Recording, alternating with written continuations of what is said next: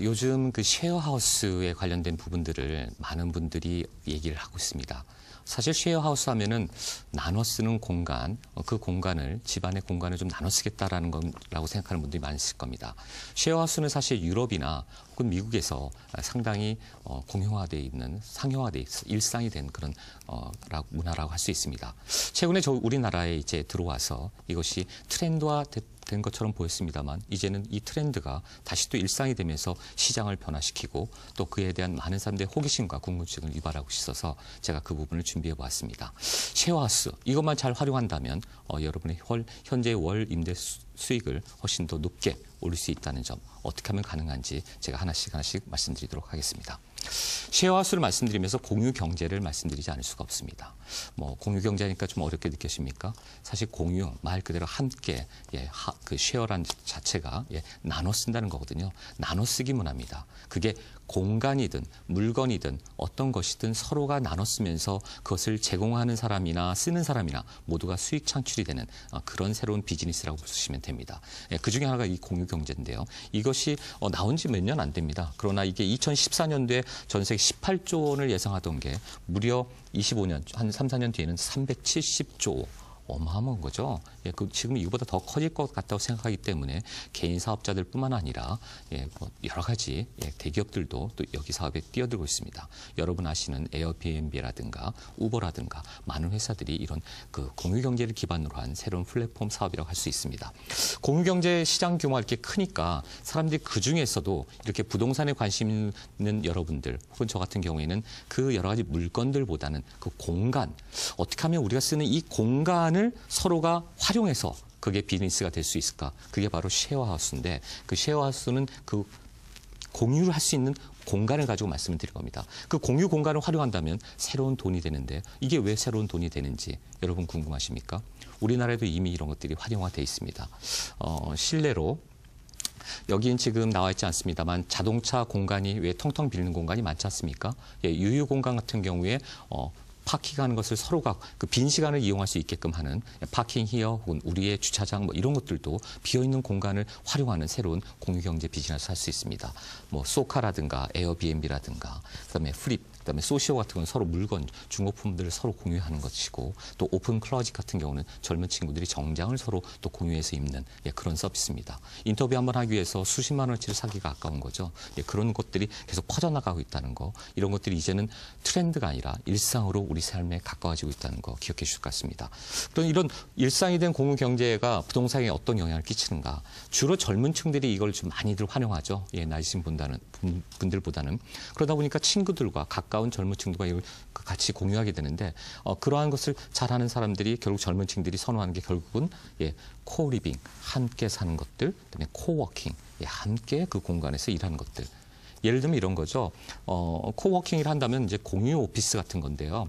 예전에는 내 사무실에 나만의 회의실, 나만의 브리핑 장소, 나만의 미팅룸이 필요했지만 그거 모두가 다 어떻게 보면 그 공간 자체가 돈이지 않습니까?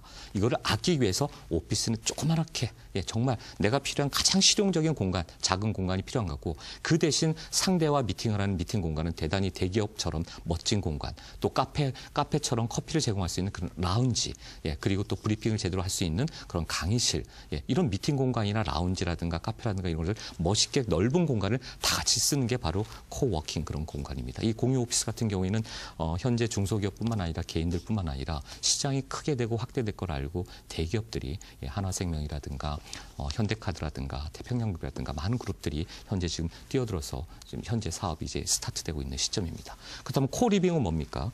그림에서 보시는 바와 같이 하나의 어떤 공간에서 예전 원룸이든 이것이 오피스든 아까 제가 말씀드린 대로 조그마한 공간에 최소한의 공간에서 본인들이 거주를 하면서 나머지 공간에서 어떤 그 같이 라운지라든가 카페라든가 이런 걸 공유할 수 있는 공유 공간을 따로 만들어주는 겁니다. 좀 더 꾸며주는 거죠. 이렇게 좀 사진과 일러스트레이를 보시면 이렇게 보실 수 있습니다. 이런 것을 많이 지금 사용하는 것은 제가 말씀드린 대로 청년층, 특히나 1인 가구인데요. 1인 가구가 보시는 바와 같이 여러분 도표 보시는 것 같이 심각하게 지금 커져가고 있습니다. 예, 인구수는 줄어드는데 1인 가구는 늘어나고 있다는 점. 예, 무려 26%에서 34%까지 몇 년 동안 이렇게 커져간다는 것은 새로운 비즈니스에 대해서 여러분이 주목하셔야 되는 겁니다. 이런 트렌드화되는 것에 여러분이 뒤처지게 되면 어떻게 보면은 메이크 머니, 비즈니스화 시키는 곳에서 여러분이 멀어지고 있다고 보시면 되는 겁니다. 자, 어떻게 보면 이런 한 지붕 안에 여러 가지 사람들이 모이는 거죠. 예, 그렇다고 뭐 이 사람 저 사람 막 모이는 게 아니라 여기는 테마형으로 꾸며놨을 때 좀 더 이것이 수익성이 좋더라. 예, 현재 운영하는 사람들의 얘기입니다. 그러다 보니까 트렌드가 또 어떻게 됩니까? 공유 쉐어하우스에는 지금 취미를 공유하거나 경험을 공유하거나 예, 아니면 뭔가 창업을 목표로 한다든가 취업을 목표로 한다든가 이처럼 가치와 경험을 소중히 서로 공유할 수 있는 그런 서로가 쉐어할 수 있는 그런 사람들 주로 모아놓는 경우에 바로 돈이 되고 수익이 더 좋더라. 또 그런 사람들이 모여서 살면은 여기는 또 이런 경우는 특히나 쉐어하우스 같은 경우에는 이렇게 거주 기간도 뭐 꼭 2년 이렇게 장기간이 아닌 경우가 대단히 많습니다. 공유 오피스도 마찬가지고요. 1년 이내 계약하는 것도 많습니다. 따라서 어떻게 보면은 그걸 쉐어하는 공간에서 공간을 계속 활용을 할 수 있다는 점 좋은 장점이 아닐까 싶습니다. 제가 좀 도표화시켜서 말씀드리면 사례를 좀 쉽게 설명해 드리려고 좀 준비를 했는데요. 자, 일반적으로 방이 3개다.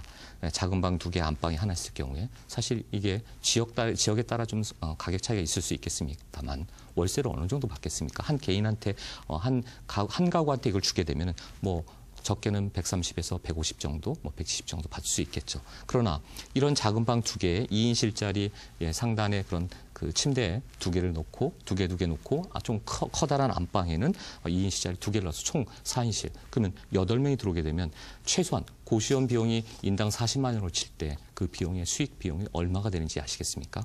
좀 더 수치화해서 제가 자세히 말씀드리면 위치는 뭐 예를 들면 동묘역이다 혹은 종로오가다 그 인근의 것을 한번 실제로 알아봤습니다.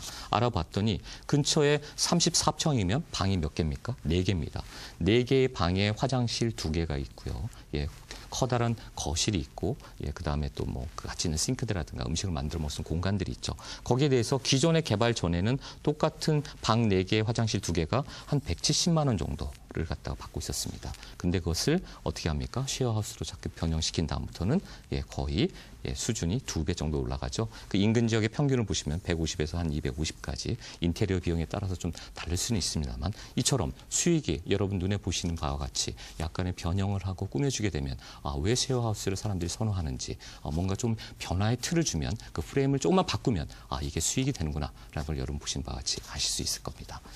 제가 이런 점을 준비한 것은 여러분들께서는 사실 트렌드가 변하고 있을 때 그냥 그건 남의 일이다 아니라가 한번 여러분 유심히 주의 깊게 살펴보시면 그게 내가 실행에 옮겼을 때 과연 나에게도 메이크머니 새로운 비즈니스가 될 수 있다는 점을 말씀드리고 싶어서 오늘 제가 이 사례들을 말씀드렸던 것입니다. 사실 알고 있는 것과 그것을 실행에 옮기는 것은 대단히 큰 차이가 있습니다.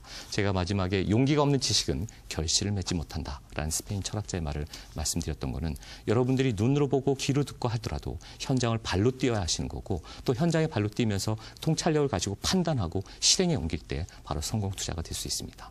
그런 성공 투자한 바로 곁에 항상 제가 함께 있도록 하겠습니다. 감사합니다.